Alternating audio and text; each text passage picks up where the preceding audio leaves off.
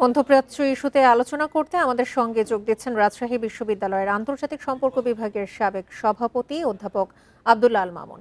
জনাব আব্দুল্লাহ আল মামুন, আপনাকে স্বাগত জানাচ্ছি পূর্ব পশ্চিমে। শুরুতেই জানতে চাই যে যুদ্ধবিরতির মেয়াদ 60 দিনের জন্য বাড়াতে ইরান এবং যুক্তরাষ্ট্র রাজি বলে হোয়াইট হাউস দাবি করেছে। তবে এই বিষয়টি এখনো নিশ্চিত করেনি তেহরান। এই নিয়ে আপনার মন্তব্য কি? হ্যাঁ, এই যুদ্ধবিরতি নিয়ে এখন পর্যন্ত নেগোসিয়েশন চলছে, কারণ যুদ্ধবিরতির ভেতরে কয়েকটি টার্ম আছে, সেই টার্ম গুলো নিয়ে উভয় পক্ষই এখন পর্যন্ত একমত হতে পারেনি।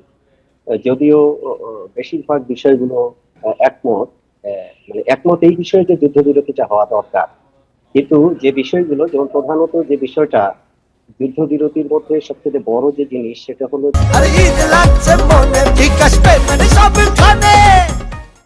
যে ইরানের যে ইউরেনিয়াম সমৃদ্ধকরণ কর্মসূচি, এইটা বাদ দেওয়া হচ্ছে একটা মূল ইস্যু। এটি তো ইরান রাজি হচ্ছে না এবং মার্কিন যুক্তরাষ্ট্র এই বিষয়ে অটল থাকবে। এবং মূলত আরেকটা যে জিনিস, সেটি হচ্ছে যে যুদ্ধবিরতি তো মানে কাগজে কলমে হয়, বাস্তবে তো যুদ্ধবিরতি কার্যকর নয়, সেটা আমরা দেখতে পাচ্ছি।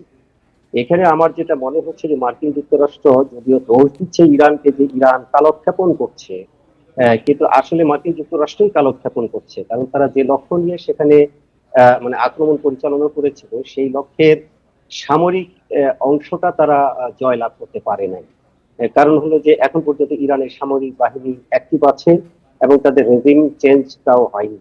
সুতরাং যেটা হয় যে এটা আসলে একটা সময় ক্ষেপণ করছে কৌশলগতভাবে উভয় পক্ষই, এবং প্রস্তুতি নিচ্ছে ভবিষ্যতে আরেকটা বড় লড়াইয়ের জন্য। সুতরাং এটা হয়তো বা হবে, কিন্তু সেটা যুদ্ধবিরতিটা কিন্তু যুদ্ধ বন্ধের জন্য হবে না।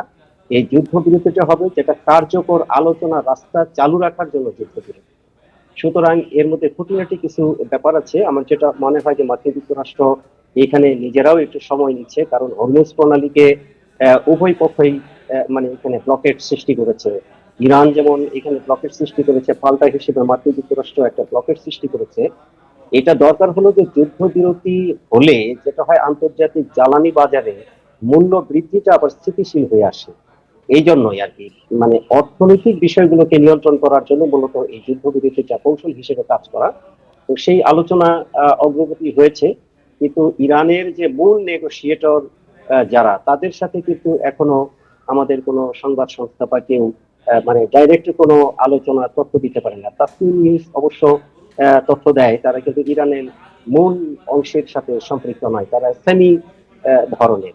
সুতরাং আলোচনাটা চলছে, যুদ্ধবিরতি হয়তো হবে, কিন্তু ওই টার্ম গুলো তারা একমত হতে পারছে না, এটি হচ্ছে মূল আলোচ্য সূচি।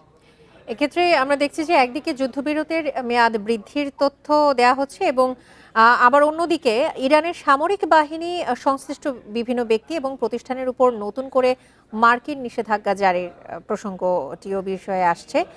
এক্ষেত্রে এই বিষয়ে আপনার মতামত কি? দেখুন, ইরানের জন্য এই নিষেধাজ্ঞা নতুন কোনো আতঙ্কের বিষয় নয়, কারণ তারা 80 দশকের পর থেকে বিভিন্ন ভাবে তারা একঘরে হয়ে আছে।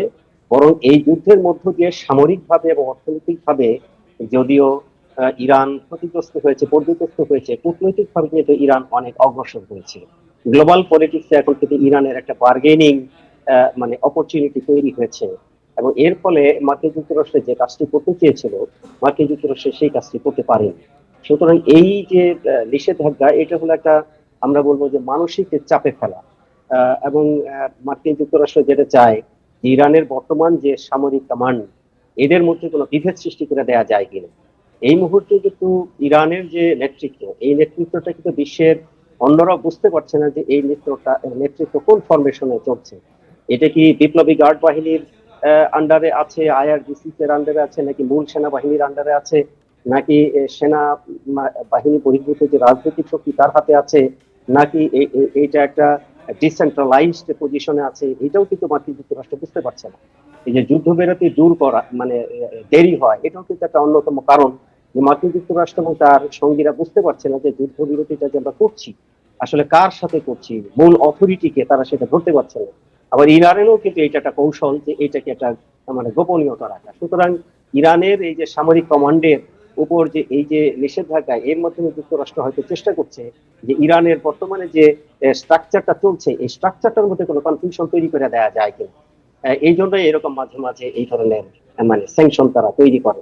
তা আমার মনে হয় না ইরানের এই দীর্ঘদিনের এই কয়েক মাসের যুদ্ধে যেটা মনে হয়েছে, এই স্যাংশন তাদের উপরে কোনো একটা প্রভাব ফেলবে, কারণ ইতিমধ্যেই তারা কিন্তু বিকল্প অর্থনীতি এবং টিকে থাকার রাস্তা কিন্তু কিছুটা তারা তৈরি করছেই বলে মনে হয়।